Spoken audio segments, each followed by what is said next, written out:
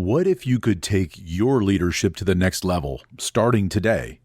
Whether you're looking for the next big idea or just a spark of inspiration, the Paper Napkin Wisdom newsletter is for you. Either way, you'll want to visit papernapkinwisdom.com and sign up now. Welcome to Paper Napkin Wisdom, where we share pearls of wisdom shared by some of the world's top entrepreneurs, leaders, and difference makers. Here's your host, Govind Jayaraman. Hi, I'm Govind Jayaraman, and this is Paper Napkin Wisdom, episode 226. Today, I want you to imagine something for a moment. What if everything you've been told about marketing, the idea you're just one funnel away from success, is actually holding you back? Today, we're joined by Tom Schwab, the founder of Interview Valet and a visionary in podcast interview marketing. You already know that trust is the foundation of every great business, but have you ever considered that trust isn't built through automation? Tom is here to show you a really different way, a way that feels natural, authentic, and creates real results.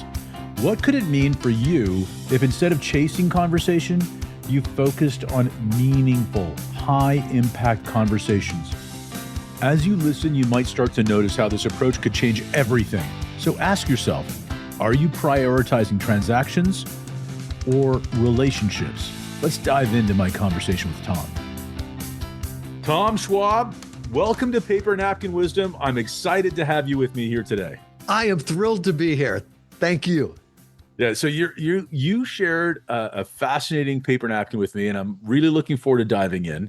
And it says in red and in block letters, to make your point clear, one conversation, and underneath conversation has funnel. So one funnel crossed out, above that replaced with conversation away, exclamation point.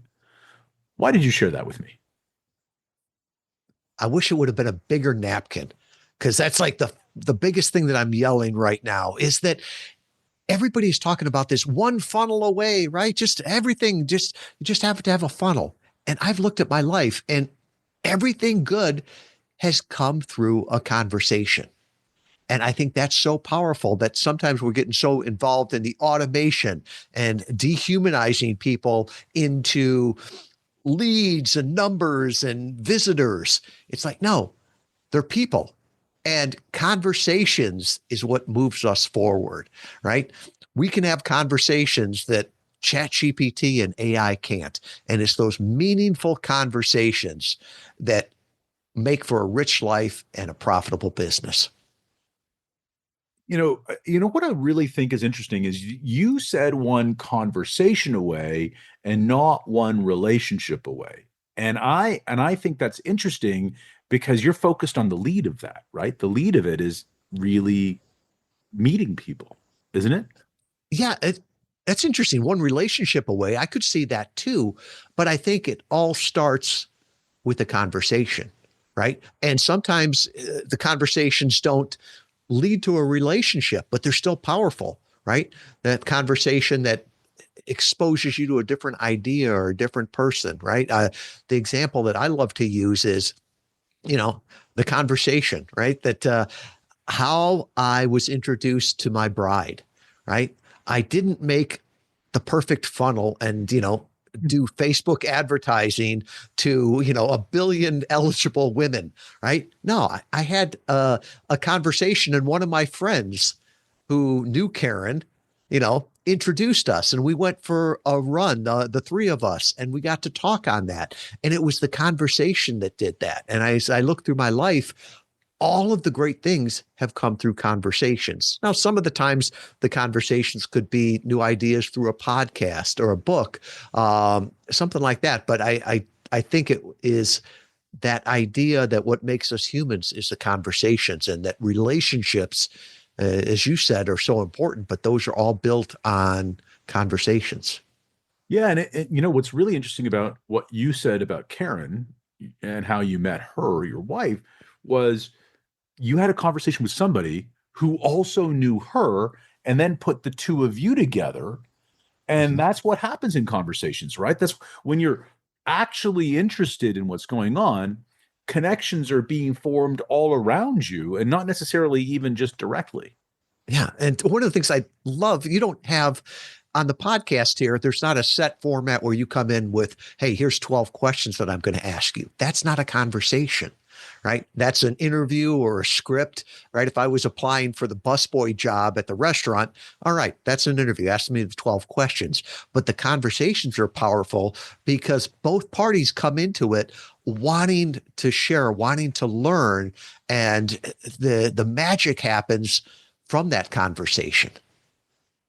So how important is it? So you talked about both parties coming to the table, wanting to share and wanting to learn. Now you can't control somebody else. What are some of the things that you do to make sure that you go into the conversation wanting to share, wanting to learn, like with the right intention? What do you do?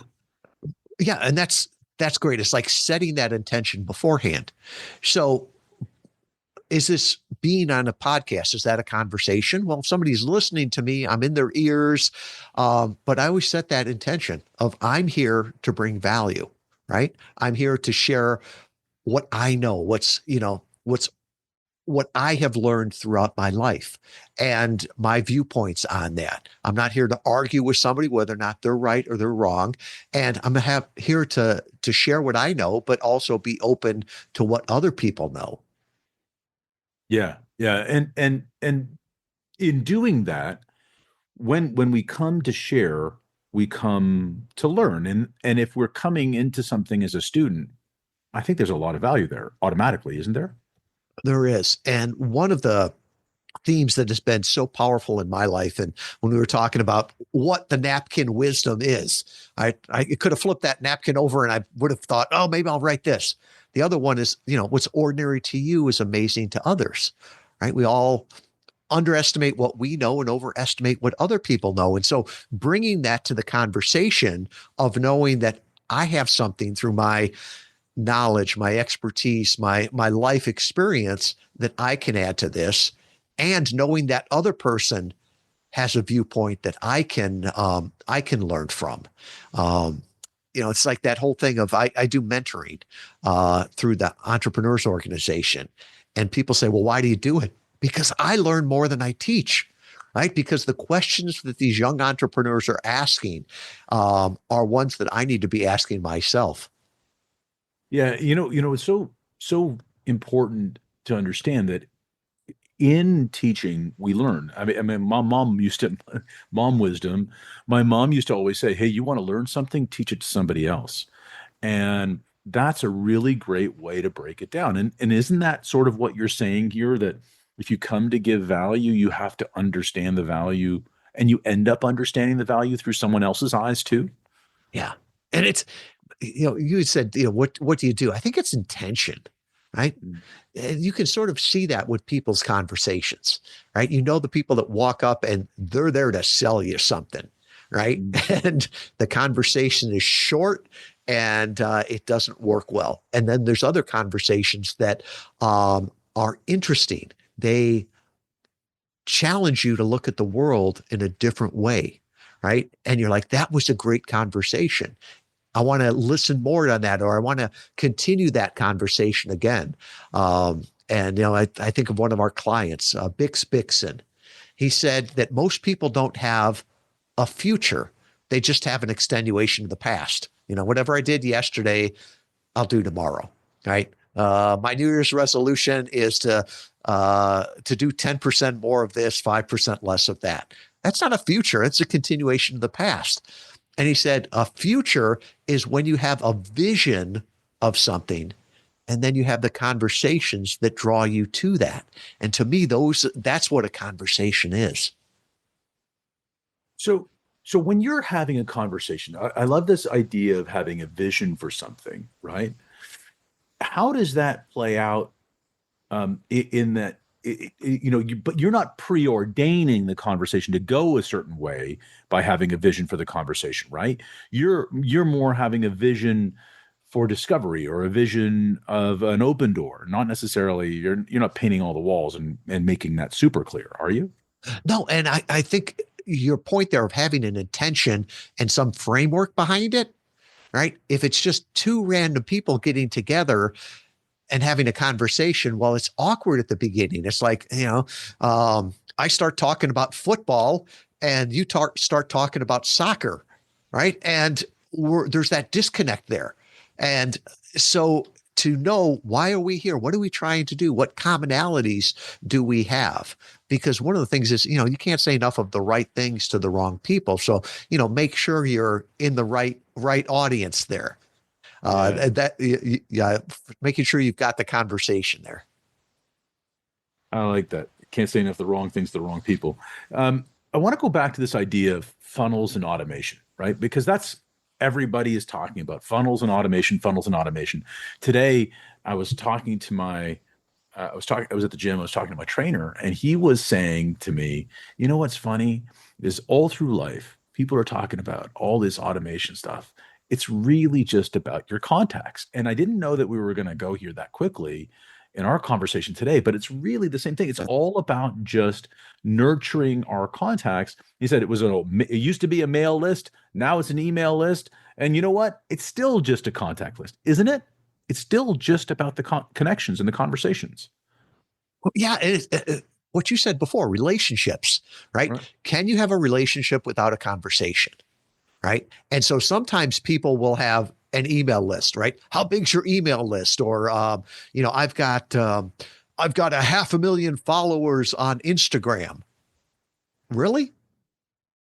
Is there really 500,000 people that follow you, or are they bots? What is that, right? Have you ever had a conversation with them? If you were broken down on a highway, right? If I'm driving through Canada or you're driving through Michigan, right? We've had a conversation. We've got a relationship. If you call and say, hey, I'm broken down. All right, I'll be right there. That's a conversation. That's a relationship. Just having a contact isn't. And it's like sometimes people will buy email lists, right? And oh, great. Now I've got 50,000 people that I can email, cold email. How effective is that going to be, right? I ask people this a lot of times, like, when was the last time you bought something that was a big purchase, a big relationship, right? I'm not picking the cancer surgeon to save my child's life because I saw him on a bus stop, right? Or because he did a TikTok dance, or I got a cold email from him. It's like, no, that's a relationship.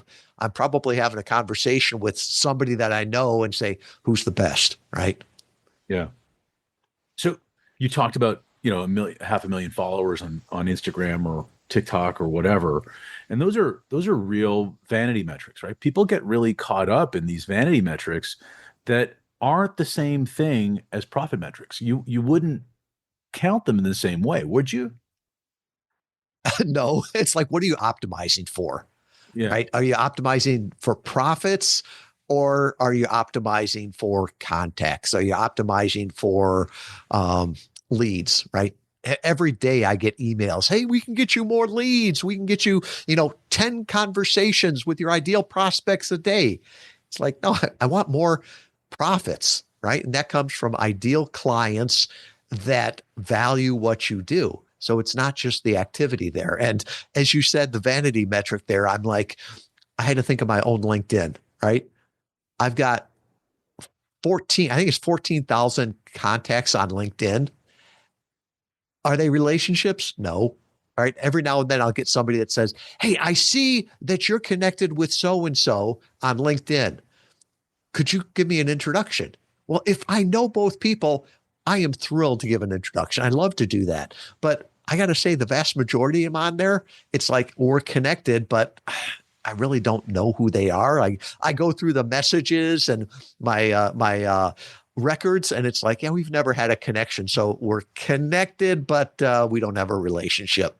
But to your point, you're actually when you're going back and looking at it, did I ever have a conversation with that person? Yes. That's the metric. That's the metric that we measure for whether or not we're even going to introduce somebody to somebody else, right? Even if somebody's reaching out, like if we're just connected for the first time and I'm reaching out to you, Tom, and I say, hey, can you introduce me to so-and-so? And we've never had a conversation. how likely are you to connect this? Zero, right? True. Right. So isn't it true that, if we really look at it, vanity metrics are really distracting because they create a lot of noise, right? I mean, these are people who are just creating noise just by that example that you gave me. Yes. And once again, I learned so much from our clients. There was one that pointed out to me that we've moved beyond the attention economy to the trust economy. And I think it's true, right? I used to say that your biggest problem in the world was obscurity. I'm not sure if that's the case anymore. Right. I had to rethink of this because it used to be, well, people would work with you if they only knew you. Right. Mm. So how can we get their attention? And you've seen people doing this, and it's like buying followers, being on social media. And it's like, no, is it that they know you, or is it they trust you? Right. And I think especially um, the higher the level of the engagement, the more important it is. Right. So if you're cutting my lawn, I saw your truck drive by. Yeah, you can cut the lawn. But we had a client that came to us and I said, well, why do you want to do podcast interviews? And I loved his answer. He said, because I think the vast majority of digital marketing is like advertising above a urinal. And I was like, what? You got to explain that. And he's like, well, I'm a high level, consultant, right? My clients are in front of urinals, but I don't want to be seen there. And he's like, I don't want to be seen on the park bench. I don't want to be seen on the billboard, right? Is the best lawyer in town the one that's on the side of the buses and the billboards and everything? Probably not, right? So he only wanted to be seen where it helped the authority there, right? So it's like that whole thing of, do you want to be known or do you want to be trusted? And are you optimizing for leads and attention, or are you optimizing, like you said, for trust and profits? I think it's an interesting conversation to have. And the other problem too is that there's a lot of industries out there that are trying to get us to spend more time and more money for attention. Yeah, I mean, that's what they're monetizing. They're monetizing attention, and we are helping them do that. Um, what when you said everything good has come through conversation. You said that earlier on, and when you said it when I asked you about your napkin, is this something that you had to remind yourself of? Did you fall off the path and get caught up in the funnels and the top of the funnels and packing more in? And how did that look like? I wish I could say I did it once, right? I've done it multiple times, right? One of the great things about God is that if you don't learn from a lesson, he'll keep giving you the lesson. And I can remember doing it multiple times. It's like, oh yeah, more is better, right? So I'll just keep doing this. At one time, my last company was an e-commerce company, and I finally did a blog that called it my pay-per-click addiction, right? Yeah, you can buy a little bit of traffic, but to get the same hit the next day, you got to buy a little bit more, and it never works quite as well, and you're never quite as happy. So that was one where I tried to do, more attention. Interview Valet has been around for a decade, right? We have tried everything, right? I got to admit that we tried cold email for a quarter, right? And everybody else was saying it worked. Did we get leads from it? Yes, we got activity, but they didn't turn into clients, right? I wasted their time and our time with that. Even to the idea of, I look at it and say, people are like, well, you should do all this social media. It's like, well, if I'm doing social media, aren't I just saying that I'm proving that podcast interview marketing doesn't work? And we get 70% of our clients from people that have heard me on podcast interviews. The other 30 come from referrals, right? So I look at that. It's like, is it scalable? I don't know, but it works, right? All the good things are coming through conversations, not through all of this automation. Yeah. And I'm an engineer, so I understand the automation, but I also am a business owner and understand what's working. Yeah. And when you think about I don't know if you've read the book Atomic Habits by James Clear, Yeah. but one of the things he talks about is how we build habits, right? In the early stages of the books, and he says that we get something from the activity, even if it's not a good one. So one of the examples that he gives is, you get a roadblock at work, and what do you do about the roadblock? You get frustrated, you sort of lose momentum in the work, and then what do? You go to social media and feel better because you're distracted. And what do? You associate going to social media and feeling better with a roadblock at work. And that's how the habit sort of gets built and then reinforced because you've found something good about getting stuck. And that pattern just sort of perpetuates, and perpetuates. And then you'll always end up stuck. So I like this idea of the pay-per-click addiction because we get caught in these habits that we think are doing something, but we're just building noise. How important is it in a business context? I'm not talking about in every context, but I'm talking about a business context. How important is it to measure the value of your conversations, right? Like, is it important, or is it just important to always just be giving and curious? That's interesting. Because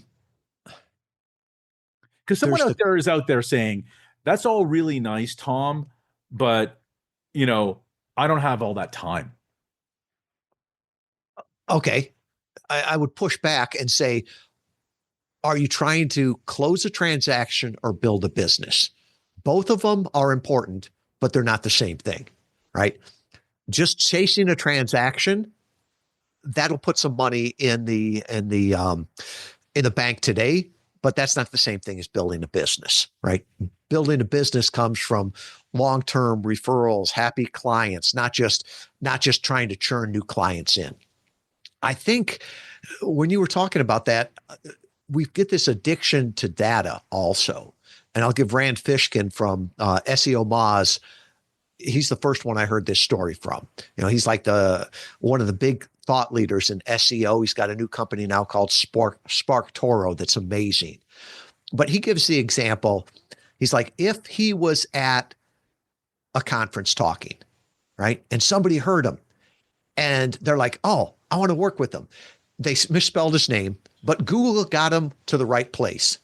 Google would come back and say, we brought you that traffic, right? And then what if the person got distracted and they left, but because of Facebook retargeting, they were brought back and then they made the sale, right? They're going to come back and Facebook's going to say, we brought that sale to you. Well, the truth is that all of it was important and none of it would have happened if somebody didn't hear him speak at that live event. And so his point is if you want everything perfectly attributed, right? If you want perfect analytics on everything, then you better stop public speaking. You better stop, digital speaking. You better stop billboards, definitely, right? You should stop newspaper advertisements, right? Because you can't attribute those. Heck, you should definitely not support the little league baseball team that has your local company's name on it because there's no attribution on that. But in your heart, these things work for me, right? When I go and have the conversations with the right people, it drives that. And I really think it's the difference between that long-term perspective or that short-term dopamine hit, like you said there. Yeah. So Rand was on Paper Napkin Wisdom a while ago, and he shared something similar in his time. And I think that's really important that people need to understand. There's a big difference between closing a transaction and building a business. And if you're in the mode of closing transactions, that's where you're going to stay stuck. You've got to pivot to building a business, and that means relationships. That means understanding what your clients need. That means the first thing you said when building a business, the first thing out of your mouth was long-term referrals, and that's how you got your wife. It was a referral. So it works everywhere, doesn't it? Um, no. And I'm going to be devil's advocate on this one because too Okay. often people will say, well, Elon Musk says that I have to do this, or Mark Zuckerberg says I have to do this. Could you scale up Google right now on referrals? Probably not, right? Could you um, scale up the Boring Company or SpaceX on referrals? Probably not, right? But most of us aren't doing that business, right? What we could get from referrals would 10x our business, right? And that's something that's all within our control, right? So we got to figure out where we are, what's the most valuable client that we have, right? I think most people would say referrals tend to close faster for a higher amount, churn less, right? But yet they know that's their best client, but they'll go after cold email, right? Because it's scalable. Well, you don't need to be scalable right now. You need to get to 7 figures or go to 8 figures, maybe even 9 figures, right? Once you be on 9 figures, then let's talk about how to really, really scale, which is different things. So let's go back to another fear that I think some people are having. They'll be out there and say, "Oh, it's really nice for Govind and Tom to be out there talking about podcasts. They've done hundreds of these. They know what that's like. I'm going to go out there and I'm going to suck at it. It's not going to be good." And there are a bajillion podcasts out there. There are a billion other things out there. How am I any? Why would anyone want to listen to me? When they say that, I'm like, you're going to be a great podcast guest. We did some studies around this, and the best clients we've had have been introverts, right? And why? Because introverts tend to be more thoughtful. They have conversations. They excel at one-on-one conversations, right? And those are the people that are interesting on podcasts. If somebody just wants to come on and, you say, tell me about yourself, and 45 minutes later, they're still talking, that's not an interesting conversation. In fact, it probably won't ever get published as a podcast. So if you start from the very beginning and it's like, what can I offer? What can I bring of value here? That's a great place to start, right? And like I said before, what's ordinary to you is amazing to others. And no, you're not going to be the perfect guest on every podcast, but you've got expertise that could help someone, some audience there. And really, it's the idea of finding that audience, going there to add value. And especially if you're using it for, what we talk about podcast interview marketing, leveraging other people's audience to get that know, like, and trust to grow your brand and grow your business. That is a powerful way to do it. And is your first interview going to be bad? Sure. Just like, the first time you played golf was bad. The first time you did anything, but you learned from that. And there are things that you can do. There are resources out there that people will help you with that, right? You're not reinventing the wheel here. There's a way to do it. Yeah, and I think Neil Seaman was a guest on Paper Napkin recently, and he talked about how businesses, leaders need to elevate quiet experts within their organizations, because that's where the innovation lives. I mean, these quiet experts are the ones in the back of the room who don't share openly unless they're invited, right? So flipping that around, if you're the person looking to be invited, what do you do? What does that look like, Tom? Yeah, and I love the quiet experts. I've never heard that term. I've heard them referred to as humble heroes, and I think they do better than the carnival barker, right? I think where to start is, what are your goals with it, right? What are you trying to accomplish? It's like with the conversation. What's this conversation supposed to be? Who do I want to talk to? Right? The whole world doesn't want to hear you. So figure out who you want to talk to. And then going back again to conversations, not automation. I hear people say, well, here's my dream 100 or dream 1000 podcasts. Now, why don't you find 5 that would be ideal, right? And listen to the podcast, leave it a rating and review, right? Hosts always listen to that. Share their social media, make a comment, right? Gary Vaynerchuk talks about jab, jab, jab, jab, right hook. I look at it as give, give, give, give, ask. So if you give the rating and review, if you've shared their content on social media, if you connected with the host on LinkedIn, then you can reach out and say, I was listening to the podcast and I've got something that could help your audience. I've got an insight. Now you're giving. They'll ask you to be on the podcast, right? It's not, I just wrote a new book and I want to use and abuse your audience. No, that's not what anybody wants. And the thing is people will say, well, that's not scalable. Really? So if you do that for 5 podcasts and say you get invited on 2 of them and you do a good job. And at the end of that podcast interview, after they stop recording, you ask the host, I really enjoyed this. I'm trying to benefit more people. Do you know any other podcast hosts that you think I could bring value to? Hint, podcast hosts, no podcast hosts, right? And so if you do a good job and every host gives you 2 introductions, within a short time, your dance card will be filled there. So once again, you would mention something at the beginning, and I think it's genius, right? We go from contact to conversations to relationships. And so it's the same way in podcast interview marketing. And you can work with agencies to do this and tap in on their relationships and expertise, but don't feel like you've got to do that. Yeah. Yeah. And, I also think profit favors action, right? I mean, the bottom line is you've got to move. You just do. Start with one. Abundance starts with one. Profit favors action. Just have one conversation. And if you can commit to one, maybe you can commit to a second one, right? Isn't that where it starts? It does. And I like how you said action, but often I'll find myself, I'll say this. I was very busy. I took a lot of actions, right?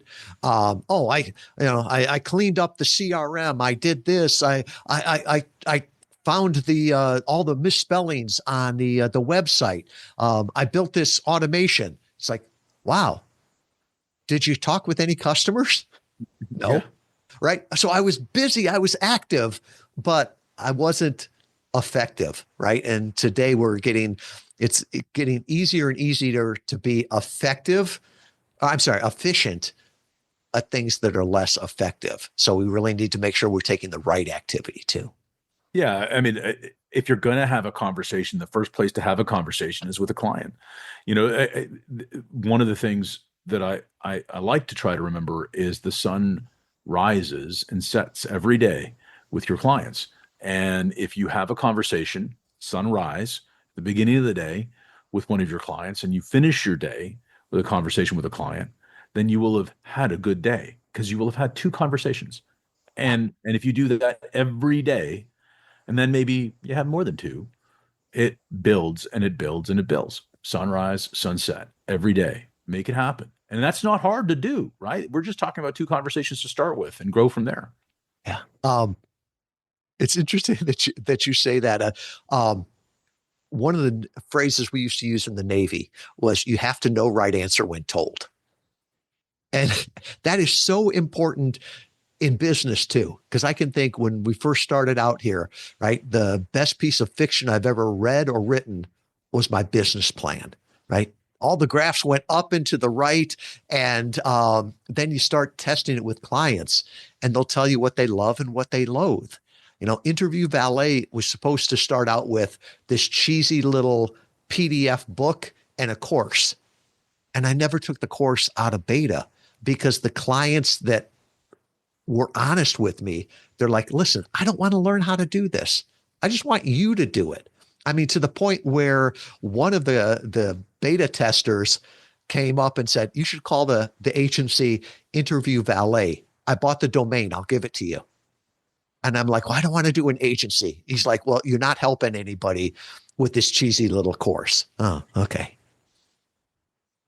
That's amazing, right? Again, your customers, your clients, customers are transactional. Clients, these long-term relationships that build you referrals, these people actually care about you. And the way that they express that would only come across in a conversation. It doesn't come through a funnel.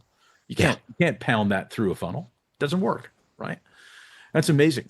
Tom, I know that we could go for a while longer. I think it's amazing, and I really appreciate everything you've shared.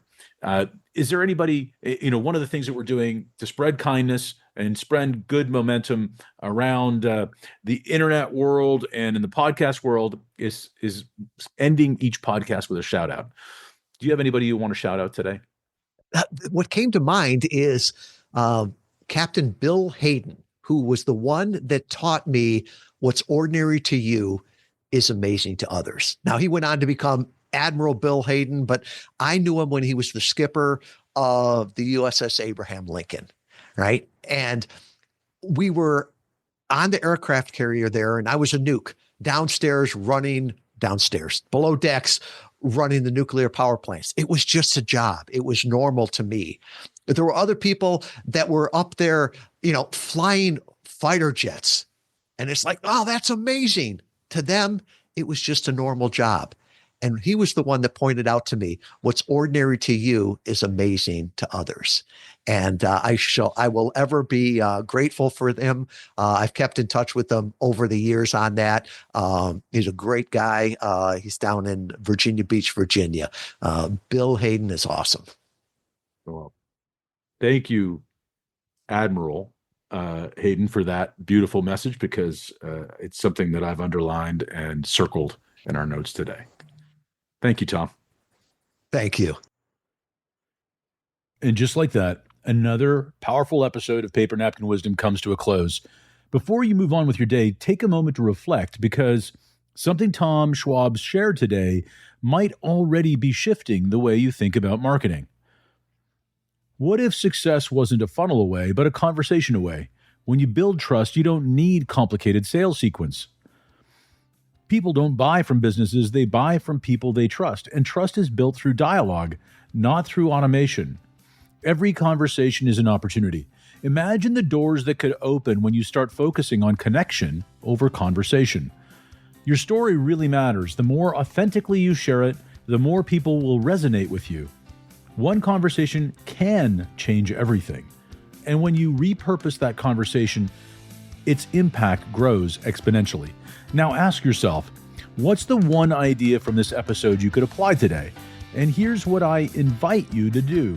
Write it down on a napkin and share it with the hashtag Paper Napkin Wisdom, because when you capture an idea, you take the first step toward action. And if this conversation resonated with you, don't keep it to yourself. Subscribe, leave a review, and share it with someone who needs to hear it. Because you never know, this might be the conversation that changes everything for them. And until next time, remember, the right conversation at the right time can transform your business and your life. Make it a great day.